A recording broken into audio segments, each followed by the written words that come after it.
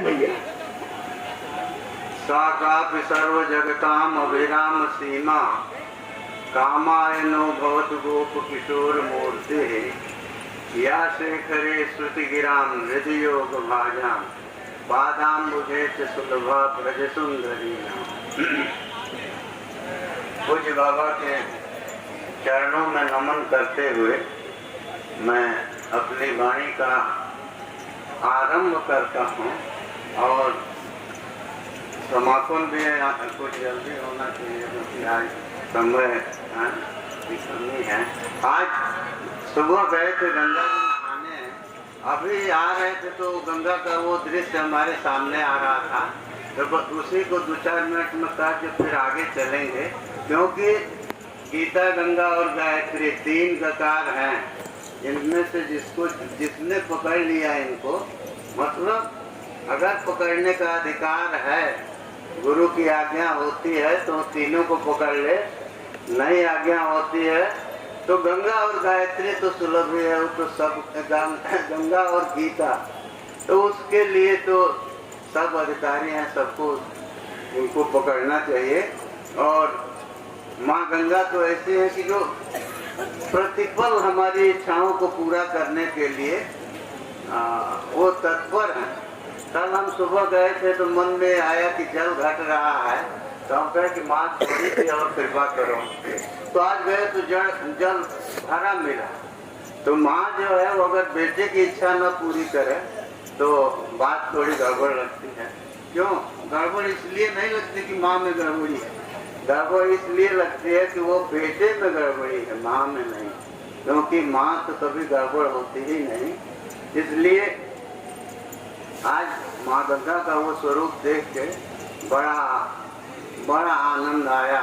और वो गंगा का वर्णन आया है ना कि धातु कमंडल जलम तदुरुक्रमस्य पादावने जन पवित्रतया नरेंद्र परधुन्य भून नभतिसा पतति निमास्ति लोकत्रयम क्या विसदेव कीर्ति लोकत्रयम पुनंती विसदेव कीर्ति। माने ये गंगा जो है वो ब्रह्मा जी के कमंडलों का जल है, जो भगवान वामन जब अवामन हो गए, आता है ना, वामन पुराण में आया है, वामनो भूत अवामन, बलि के हाथ का जल, संकल्प का जल, वो जब तक हाथ में नहीं आया था तब तो छोटे बालक थे, और जैसे ही हाथ में जल आया तो भगवान वामन जो हैं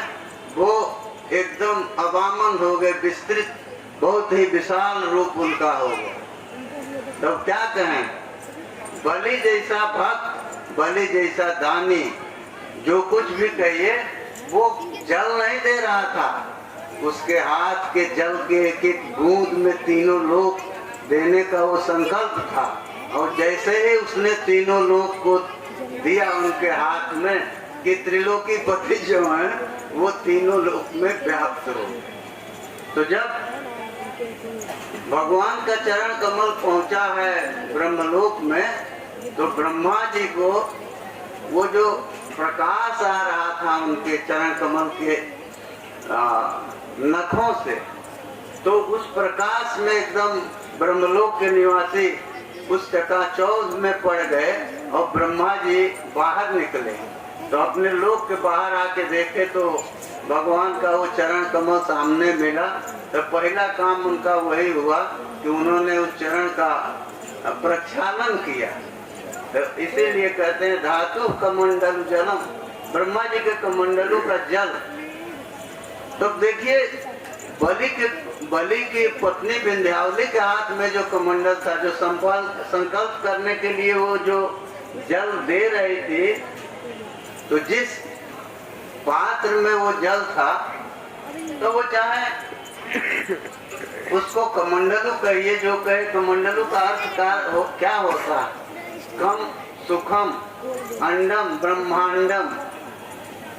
तो सुख रूप जो ब्रह्मांड है उसका जो लवन कर दे, छेदन कर दे, वो कमंडलू। तो वो कमंडल का जल आया बामन के हाथ में, क्योंकि दाता जो है वो जब जल देता है हाथ में तो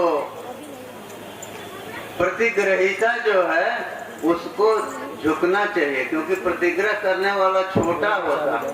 लेकिन बलि के उस कमंडलू के जल की ये महिमा थी कि भगवान भी वो विस्तृत रूप में आ गए। और उन्होंने वामन पुराण में यही लिखा है कि जैसे जल हाथ में आया, वामनो भूत अवामन, वामन जो है वो अवामन हो गए, वामन से भिन्न हो गए, माने अब तक छिपे थे।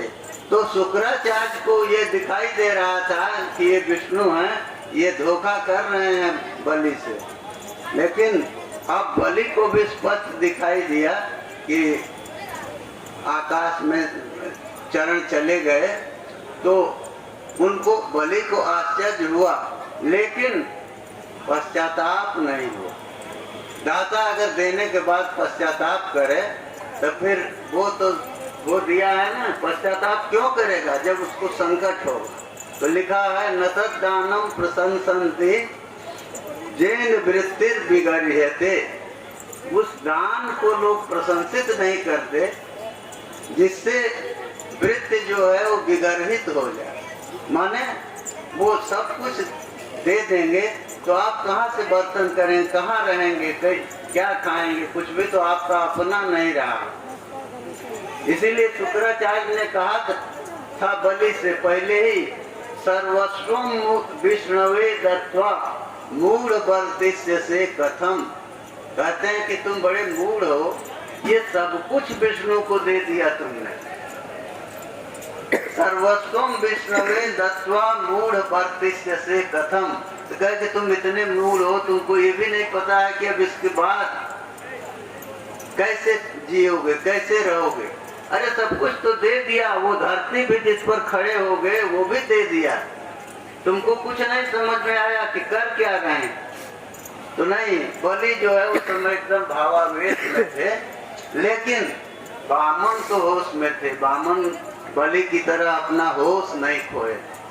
बलि को तो ठीक है, उनको तो विष्णु को देखने के बाद होश खो देना चाहिए, क्योंकि ये अवसर बलि को ही मिला कि भगवान विष्णु हाथ नीचे किए हुए हैं और बलि उस हाथ में जल दे रहा है। हम आप सब मांगते हैं विष्णु से और बलि जो है उनको दे रहा।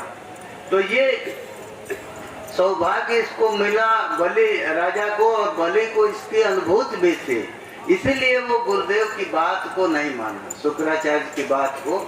उसने कहा कि ठीक है जो भी होगा, लेकिन ये अवसर हम छोड़े कैसे, क्यों कि अपने को आप दाता कहिए और ऐसा तेजस्वी ब्राह्मण सामने है और आप इनकार कर दीजिए कि हम देंगे नहीं। क्या लिखा है, प्रतिश्रुतम वदासुर वही नरके वास विष्यते।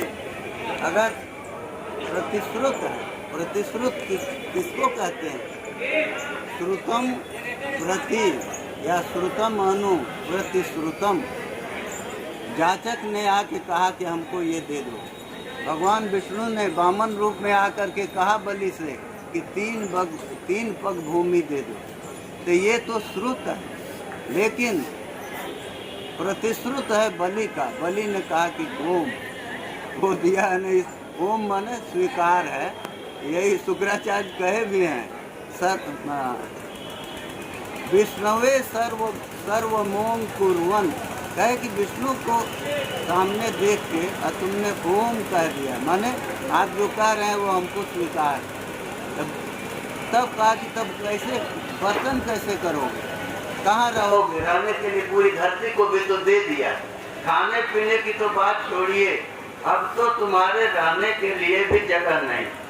तो भगवान विष्णु ने दाता के उस व्रत का को पूर्ण किया, उन्होंने उसको भेज दिया बलि को सुतल में, कहा कि चलो अब तो ये धरती जो सब प्राणियों के लिए आधार है, अब वहाँ वो तुम्हारे लिए नहीं रही, लेकिन तुम सुतल लोक को जाओ। और वहाँ कहा क्या है, सुतलम स्वर्ग भी काम्यम, कहा कि तुम जाओ। और सुतल लोक ऐसा है जहाँ वास, जहाँ जाना स्वर्ग के लोग भी चाहते हैं।